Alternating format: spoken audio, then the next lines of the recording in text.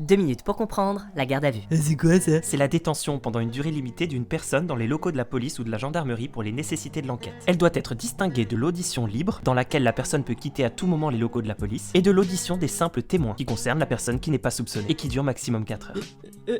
C'est qui peut me placer en garde à vue? C'est le président de la République, le ministre de la Justice, le préfet, Cyril Hanouna. Non, seul un officier de police judiciaire pourra te placer en garde à vue. C'est quoi un officier de police judiciaire? Alors tout d'abord, l'officier de police judiciaire, ce n'est pas forcément un officier. Il ne travaille pas obligatoirement au sein de la police judiciaire et il n'est même pas nécessairement policier. Par exemple, le maire et ses adjoints sont des officiers de police judiciaire. Mais généralement, l'OPJ est un policier avec un minimum de 3 ans d'ancienneté et qui a été habilité par le procureur général. Et par exemple, si j'ai pété, l'OPJ il peut me placer en garde à vue?